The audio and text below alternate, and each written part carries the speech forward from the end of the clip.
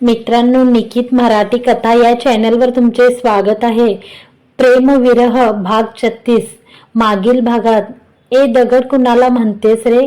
करंदाला काही बोलायचं नाही हा, आधीच सांगते. गायत्री त्याला वरडत. आता पुढे. मग दगड नाही तर काय आहे? एकदा बघ डोकं आपटून, मग कळेल तुला. जेव्हा बघावं तेव्हा मनोज कुमार सारखा धीर गंभीर चेहरा करून बसलेला असतो. अर्जुन खुशीच्या समोर बसून तिला चेक करत बोलत होता. तुझं आपटलं वाटतं डोकं दगडावर म्हणून असा बोलतोय. गायत्री त्याला चिडवत. गायत्री दी, उगीच चिडवू नको हा. सकाळी होती ना तू, पण बघितलं ना कसा वरडला. अर्जुन चिडून तिला पाहत. मग त्यात चुकीचं काय बोलला तो? गायत्री करणची बाजू घेत. तुला असंच वाटतं ग, चमची एक नंबरची त्याची. माझं तर कुणीच नाही इथे. वहिनी तू सांग ना, मी काय चुकीचं विचारलं? मी त्याला इतकंच म्हटलं, सध्या कॉलेजचे विंटर फेस्टिवल चालू आहेत, नाही गेलं तरी चालेल. अजून काही दिवस माझी सुट्टी एक्सटेंड कर. तू एक फोन करून सांगितलं तर काम होईल. यात माझं काय चुकलं तू सांग? एवढं म्हटलं तर लगेच भडकला आणि ऑर्डर सोडली. गप बॅग भरायची आणि सुटायचं. अर्जुन हात बांधून त्याची ऍक्टिंग करत म्हणाला. तशा दोघी त्याला हसू लागल्या. अर्जुन काय म्हणाला रे करंदा? गायत्री एक नजर त्याच्या मागे उभे असलेल्या करणला पाहून अर्जुनला अजून भडकवत विचारत होती. वहिनी अगं तुला सांगतो, त्याला इतकंच म्हटलं मी. अरे मला, अरे कशाला ग बस, बस बस झालं. तू माझा बीपी चेक कर, तुझा कशाला वाढवतो? खुशी त्याला गप करत मागे उभे करणला पाहून त्याला सावध करत होती. बस काय बस, वहिनी आधीच सांगतोय हा तुला. तू त्याच्या पार्टीत जायचं नाही आणि त्याची बाजू तर अजिबात घ्यायची नाही. तू एकच ग, एकच माझ्या बाजूने माझा सहारा आहेस. नाही तर ती माई सारखी इंद्रा जपत असते, ही पण सारखी करंदा करंदा करत फिरत असते. माझ्यावर तर कुणी प्रेमच करत नाही. मी इथे एकटा मरमर करून अभ्यास करतो, काही खबरच नाही कोणाला. दिवस रात्र नुसता अभ्यास अभ्यास आणि अभ्यास. काय सांगू तुला माझे हाल? हो ना, बिचारा इतका अभ्यास करत असतो की काय सांगू. दर वीकेंडला मूव्ही, बाईक रेसिंग, क्रिकेट, म्हटलं तर मित्रांच्या गावी जाऊन तिथे पण अभ्यास केला याने. हो ना. मागून करण हाताची घडी घालून त्याला पाहत. करंदा तू तू इथेच आहेस? हो इथेच आहे मी, तुझी नौटंकी पाहायला. प्रेक्षक नको. गायत्री आपले जरा चुकलंच नाही ग. उगीच याला मेडिकलला पाठवलं. याला तर नाटक कंपनीमध्ये भरती करायला पाहिजे होतं. कसला ऑक्सर परफॉर्मन्स करतो आपला अर्जुन. बिचारा किती भोळा आणि साधा आहे. करण त्याला रोखून पाहत. अरे मी खरंच अभ्यास करतो, माझा रेकॉर्ड चेक कर ना हवं तर. ते मूव्ही आणि रेसिंग कधीतरी फक्त मित्रांसाठी. आता पण मी गंमतच करत होतो. वहिनीला लागलं ना, तिला हसवायला फक्त. खरंच हो ना वहिनी, सांग ना तू. अर्जुन आधाराला खुशीकडे पाहत. नाही नाही करंदा, खोटं बोलतोय हा. काय म्हणाला बघितलं ना तुला? दगड काय, मनोज कुमार काय, आणि आता म्हणतोय गंमत करत होतो. गायत्री करणच्या बाजूला उभी राहून अजून आगीत तेल ओतत. अगं गायत्री दी बस, कशाला त्याला उगीच भटकवते? अर्जुन हसून करणला पाहून तिला गप बसवत. का का आता का? म्हण ना मला चमची, मगाशी तर वरडून बोलत होता. गायत्री त्याच्या समोर येत. तू इकडे ये, तुला ना. अर्जुन तिला पकडायला गेला तशी ती करणच्या मागे लपली आणि करण अर्जुनच्या समोर आला. हे बघ, तू असा बघू नको हा माझ्याकडे, नाही तर मी रोखलेली नजर पाहून अर्जुन चाचरत मागे सरकत. नाही तर काय? तू काय? करण त्याच्या पुढे येत. अहो काय करताय? एवढा वेळ त्यांची चाललेली मस्ती जेव्हा अर्जुनच्या अंगाशी यायला लागली तशी खुशी दोघांच्या मध्ये आली. अर्जुनच्या जीवात जीव आला तिला समोर पाहून. खुशी तू याचे नको ते लाड करून याला पाठीशी घालू नको हा. माझं लक्ष आहे दोघांवर तुमच्या. करण तिच्या मागे उभ्या अर्जुनला पाहून. हो हो वहिनी, अजिबात लाड नका करू, याचे खूप नौटंकी आहे हा, गायत्री त्याला चिडवत. आणि तू कोण ग, पतली काडी, फॅन लावला तरी उडून जाशील, तू भेट फक्त मला, मग बघ. अर्जुन चिडून तिच्या मागे जायला लागला, तशी ती खाली पळत सुटली, तसा तो पण पळत निघाला. अहो, कशाला वरडताय त्याला, नेहमी त्याचं वय आहे ना सगळं करायचं. दोघं गेले तशी खुशी करणकडे वळली. माहितीये त्याचं वय आहे म्हणून तर सगळं माहीत असून पण त्याला कधी रोकत नाही. या सर्वांमध्ये त्याचं लक्ष नको भटकायला कुठेही, म्हणून सारखं वरडत असतो. दादांच्या खूप अपेक्षा आहेत त्याच्याकडून, खूप स्वप्न पाहिलेत त्यांनी, त्या सगळ्यांचा त्याला विसर पडू नये म्हणून मन नसताना पण हा मुखवटा घेऊन फिरावं लागतं त्याच्या समोर. कारण तो गेला त्या दिशेने पाहत. अहो, मी काय घालू, ड्रेस की साडी, या असल्या पार्टीला ड्रेस कोड असतो ना, मला जमेल ना? खुशी आतमधून बाहेर बसलेल्या त्याला विचारत होती. इतकं काही गरज नाहीये तिच्या पार्टीसाठी सजून धजून जायची, आणि टेन्शन तर अजिबात नको घेऊ, मी आहे ना. व्हाईट ड्रेस कोड आहे, तुला जे कम्फर्टेबल असेल ते घाल. तो लॅपटॉप मधून डोकं बाहेर काढत पुटपुटला. तो मनात नसताना पण तयार होऊन बसला होता. अहो, हे बघा ना, ही ठीक आहे ना? खुशी त्याला विचारत पदर सारखा करत बाहेर आली.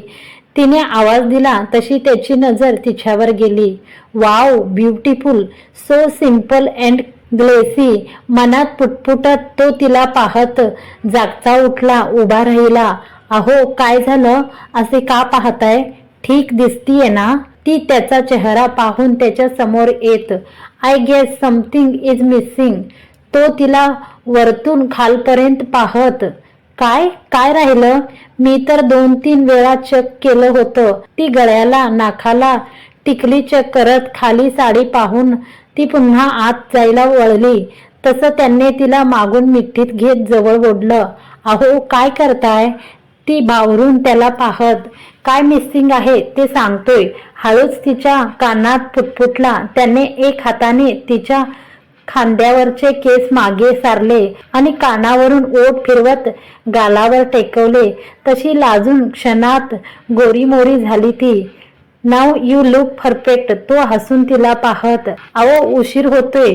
तिच्या उघड्या पाठीवर त्याचा स्पर्श होताच बावरून ती, होऊ दे, आपण डिनरला जाऊया आणि लॉंग ड्राईव्हला पण. त्यांनी अलगत ओठ तिच्या खांद्यावर ठेवत विचारलं. तशी ती शहारली. आधीच पोटावर त्याचे फिरणारे हात तिला काही सुचू देत नव्हते, आणि त्यात आता हे. अहो, सोडा ना. तिच्या सुगंधात हरवलेला तो आपले हात तिच्या हातावरून फिरवत तसाच उभा. त्याचे अविरत खांद्यावर आणि मानेवर फिरणारे ओठ आणि हात तिची हुरहुर वाढवत होते. अहो, तिचा शीन आवाज, तिची वाढलेली धडधड आणि थंड पडलेलं तिचं अंग याची जाणीव झाली तसा तो क्षणात बाजूला झाला. रिलॅक्स, आय एम सॉरी, तो तिला स्वतःकडे वळवत. Are you okay? तो तिचे केस पुन्हा सारखे करत तिचा चेहरा वर करत. ती नजर चोरत. चल निघूया, मी गाडी काढतो, तू ये खाली, म्हणत त्याने तिच्या कपाळावर ओठ टेकवले. बाहेर निघून गेला. सुमन, मी आधीच सांगितलंय तुला, ती राजकारणासाठी बनलेली नाहीये. तू का तिला ओढून ताणून तुझ्या साच्यात बसवायचा प्रयत्न करते? आपला एवढा मोठा बिझनेस आहे, तो सांभाळेल ती. या राजकारणाचा हट का? राजेश मोबाईल मधून डोकं वर काढत. राजेश हा सुमनताईंचा मिस्टर. व्यावसायिक असणारे हे अत्यंत शांत आणि सरळ मार्गी चालणारे, म्हणजेच सुमनताई यांच्या अगदी विरोध असं हे. ती राजकारणातच येणार, अँड दॅट्स फायनल. तुमच्या त्या टुकार बिझनेस मधून अशा कितीशा दमड्या तिच्या हातात पडणार आहेत. अहो, तिचा महिन्याचा मेकअप किट पण येणार नाही त्यातून. आणि आपला मोठा बिझनेस जॉईन कर म्हणे. कोणता मोठा बिझनेस हो? दान मध्ये अर्धी भाकर द्यावी असा? तसा तुमच्या वडिलांनी पदरात टाकलेला तो थोरकट व्यवसाय. आज मी राजकारणात टिकून आहे म्हणून तुमचा हा बिझनेस नावारूपाला आला, नाहीतर केव्हा सगळं विकून काशी यात्रेला जावं लागलं असतं. काय त्या बिझनेसमध्ये फक्त तुमच्या तीर्थरूपांचे आशीर्वाद, बाकी सगळं तर ठणठण गोपाळ आहे. राजकारणात मान मी कमवला ना, त्याचा एक टवका तरी तुम्हाला जमलंय का गेली 20 वर्षात? हे सगळं जे वैभव दिसते ना, ते मी कमवलं आहे माझ्या अक्कल हुशारीने. तुमच्यासारखी सरळ मार्गी चालत राहिले असते ना, तर आतापर्यंत एखाद्या माचीसच्या खोक्यासारख्या घरात कितपत पडले असते. सुमनताई नेहमीप्रमाणे त्यांची उणी काढत त्यांना गप बसवत. ताईसाहेब, गेस्ट यायला सुरुवात झालीये. सगळे आपल्याला विचारतायत. देसाई आत येत त्यांना सूचना देत. तुम्ही व्हा पुढं, मी येतेच. Divya, come fast, don't be late म्हणत सुमनताईंनी रागीट कटाक्ष राजेश यांच्यावर टाकत आणि हास्याचा मुखवटा चेहरा चढवत बाहेर निघाल्या. अहो, आपण तर काही गिफ्ट घेतलंच नाही, असंच जायचं. खुशी त्याला आठवण करून देत. चल आता, नको काळजी करू, शेखर घेऊन येईल सोबत, त्याला सांगितलंय, पोहोचेलच तो. करण आणि ती बाहेर आले तसा हॉटेलच्या एका अटेंडंट हात बांधून त्याच्या समोर उभा राहिला. गाडीची चावी त्याच्याकडे देत करण तिचा हात धरून आत जायला निघाला. अहो, तुम्ही माझ्यासोबतच थांबा हा, मला एकटीला सोडून जाऊ नका. ती त्याच्या मागे चालत. नाही जाणार खुशी, तुझ्यासोबतच राहीन. And stop it now. मगाचपासून हे सांगायची 4थी वेळ आहे तुझी. तुला सांगितलं ना, नॉर्मल पार्टी आहे ही, सो रिलॅक्स. थोडे वेळ थांबून लगेच निघू आपण, ओके? तिच्या खांद्यावर हात टाकत जवळ घेत हसून तिला पाहत तो समोर चालत होता. एकमेकांना पाहणाऱ्या दोघांवर फ्लॅश चमकला तसे दोघे समोर पाहू लागले. हातात कॅमेरा आणि माईक घेऊन काही लोक समोर आले तसा तिने बावरून चेहऱ्यावर हात ठेवला. त्याला पकडलं. दोघांचे काही फोटो क्लिक करत पत्रकार प्रश्न विचारत होते.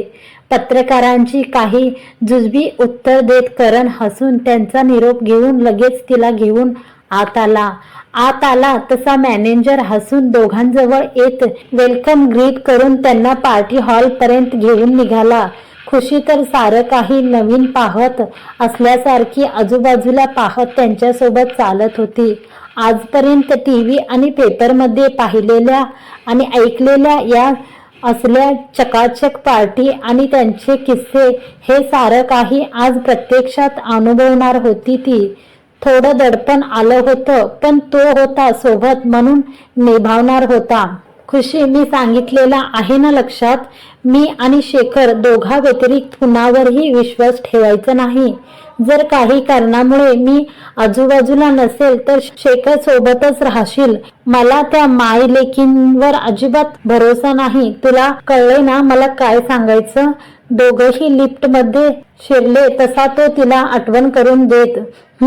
खुशी निर्विकार त्याला पाहत लिफ्टमधून बाहेर पडले तसा शेखर हातात आकर्षक असा फुलांचा बुके घेऊन उभाच होता. करण आणि खुशीला पाहतच मोठीशी स्माईल आली त्याच्या चेहऱ्यावर. करणने त्याला पाहतच इशारा केला तसा तोही त्याच्या सोबत निघाला. हॉटेलच्या 10व्या फ्लोअरवर आलिशान असा पार्टी हॉल सजून तयार होता. मॅनेजर त्यांच्या सोबतच होता. हॉलमध्ये एंट्री झाली तशी त्यांनी चौफेर नजर टाकली. बरेच ओळखीचे, अनोळखीचे आणि खास असे काही चेहरे नजरेत पडले. तसं त्यांनी हसून त्यांना पाहिलं. काहींना हात जोडत पाहिलं तर काहींना नजरेत टाकलं. मॅनेजरने त्यांचा टेबल दाखवला आणि हसून निघाला. Welcome Mrs and Mr Karan, nice to see you, thank you for coming. Karan table जवळ आला तसा मागून सुमनताई त्यांचा आवाज आला. तिघांनी वळून पाहिलं तर चेहऱ्यावर मोठा हसू घेऊन त्या करणला पाहत होत्या. करणने एक नजर सुमनताईंकडे पाहत शांतपणे त्यांना हसून पाहिलं. खुशी त्यांचं बारकाईने निरीक्षण करत होती. अंगावर सिल्क मोती कलरची ब्रँडेड साडी, दुसऱ्या बाजूने खांद्यावर घातलेली काश्मीरी शॉल, सिंपल पण तेजस्वी चेहरा, धारदार नजर, बोलण्यातील गोडवा आणि चेहऱ्यावरील ते हास्य पाहून कुणीही विश्वास ठेवला नसता या बनावटी हास्यमागचा क्रूर चेहरा. सुमनताई त्यांच्या टेबलजवळ आल्या तशी खुशी बाणावर आली. हात जोडून तिच्या समोर उभ्या त्यांना पाहून तिने करणकडे पाहिलं. नमस्कार, हलकीशी स्माइल देत तिनेही हात जोडले. अरे, हे काय लागले तुझ्या डोक्याला? Is anything serious? Is anything serious? सासरी छळ वगैरे होतो की काय तुमचा? त्या जराशा हसून करणकडे पाहत म्हणाल्या. तशी करणची विचित्र नजर त्यांच्यावर पडली. नाही. खुशी गडबडून दोघांना पाहत अडकळत काय बोलावं या संभ्रमात होते. It's okay. अहो, गंमत केली मी. दादासाहेबांच्या राज्यात असं काही घडणं हे तसं अशक्यच नाही का करण? त्यांची तिरकस नजर त्याच्याकडे वळवली. अरे हो, लग्नाच्या खूप खूप शुभेच्छा तुम्हा दोघांना. माफ करा, संस्थेच्या महत्वाच्या कामात अडकल्यामुळे आम्ही तुमच्या पूजेला उपस्थिती लावू शकलो नाही. सुमनताई दोघांना पाहून काही हरकत नाही. It's perfectly okay. तुम्ही बसा, मी आलेच दुसऱ्या गेस्टना अटेंड करून. Don't be formal. Have a some drink and enjoy. त्यांच्या टेबल जवळ वेलकम ड्रिंक घेऊन उभ्या असणाऱ्या वेटरकडे इशारा करत त्यांनी हसून म्हटलं आणि एक नजर दोघांवर टाकून त्या निघाल्या. खुशी, मी पण आलोच. काही जणांना जरा भेटून येतो. बस तू इथे, शेखर आहे तुझ्यासोबत. करण तिला पाहून म्हणाला. तसं तिने नजरेचा बारीक कटाक्ष त्यांच्यावर टाकला. एकटीला सोडणार नाही म्हणून तासभर पण उलटलं नसेल की लगेच तो निघाला होता. लगेच येतो प्लीज. तिच्या नाराजीतील तक्रार समजून त्याने हसून विनंती केली. तशी तिने हसून संमती दिली. एक नजर तिला पाहून तो शेखरला इशारा करत उठला. हो बाहू आहे मी, शेखर हसून म्हणाला आणि तिच्या समोरच्या खुर्चीत येऊन बसला. शेखर, तू नेहमी येतो अशा पार्टीला? खुशी आजूबाजूला पाहून त्याला विचारत होती. अहो, जिथं जिथं भाऊ तिथं तिथं मी. भाऊंचा शब्द शेवटचा. ते म्हटले जायचं तर जायचं. शेखर हसून तुमच्या भाऊंचा एकदम खासच खास आहे म्हणजे तू. खुशी त्याची मस्करी करत. ते कोण आहेत? करण बोलत असलेल्या व्यक्तीबद्दल चौकशी करत खुशी विचारत होती. शेखर त्याची माहिती सांगत एक एक करून तिला तिथे उपस्थित असणाऱ्या प्रत्येक उद्योजकांची जुजबी वळख करून प्रत्येकाचे थोडक्यात प्लस मायनस पॉइंट सांगत होता. खुशी सगळं नीट ऐकत सगळ्यांचं निरीक्षण करत होती. दोघांना पार्टीत येऊन तासभर उलटला होता. सगळ्यांच्या चर्चा आणि गप्पा चांगल्याच रंगल्या होत्या. करण पण लोकांच्या घराड्यात अडकला ते अडकलाच. अधूनमधून काळजीने एक नजर तिच्यावर टाकत बोलणं संपवायच्या तयारीत होता. पण ते काही केल्या शक्य होत नव्हतं. कुणी ना कुणी येऊन पुन्हा गप्पांची मैफिल रंगवतच होते. दिव्या, व्हॉट इज दिस यार? Is this your birthday party? Fanfare? Then where is the music, dance and drink? दिव्याचे फ्रेंड्स अशी शांत पार्टी पाहून तिला हसून विचारत होते. हे रिलॅक्स, थोडे दिवस यार. हा सती सावित्रीचा ड्रामा अजून काही दिवस करावा लागणार आहे. मॉमची ऑर्डर आहे तशी. So try to understand. त्यांना समजावत ती तिच्या फ्रेंड्स ग्रुप सोबत खाली येताना दिसली. तशा सगळ्यांच्या नजरा तिच्याकडे वळल्या. खुशीने पण तिच्याकडे पाहिलं आणि पाहतच राहिली. कोणत्याच अँगलने ती राजकारणी वाटत नव्हती. एका मॉडेलला पण लाजवेल असा गेटअप करून ती आली होती. लेस व्हाईट कलरचा प्लोवर लेंथचा हाफ शोल्डर पार्टी गाऊन, गळ्यात हेवी डायमंड नेकलेस, हातात ब्रेसलेट, पायाला पेन्सिल हिल्स, चेहऱ्यावर कडक मेकअप, मादक चाल. चालताना त्या गाऊनच्या साईड कट मधून दिसणारा तिचा पाय, केसांच्या मागे बांधलेला मेसी बन जो डीप नेक जास्तच पॉइंट आउट करत होता, थोडा जास्तच ग्लॅमरस वाटत होता सारं काही. खुशीने एक सुस्कारा सोडला आणि डोळे गोल फिरवून खुर्चीला टेकून तिला निरखू लागली. मादक चाली बरोबरच घायाळ करणारा हसू चेहऱ्यावर घेऊन ती सर्वांना पाहत होती. अति उत्साहात आपल्या फ्रेंडला घेऊन सर्वांची ओळख करून देत होती. तिचं इतकं दिलखुलास बोलणं सगळ्यांच्या नजरेत येतच होतं, पण तिची इमेज काहीशी अशीच असल्यामुळे ते खुशीला थोडंसं नवीन वाटत होतं. खुशीने गप्पांमध्ये बुडलेल्या करणवर एक नजर टाकली आणि तिच्याकडे दुर्लक्ष करत शेखरसोबत गप्पा मारू लागली.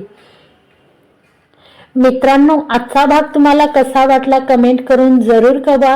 व्हिडिओ आवडला असेल तर जरूर लाईक करायला विसरू नका फ्रेंड. तर सगळ्यांनी व्हिडिओला लाईक करा. आपले 500 लाईक्स झाल्यानंतर मी याचा दुसरा एपिसोड्स अपलोड करणार आहे ह्याच दिवशी.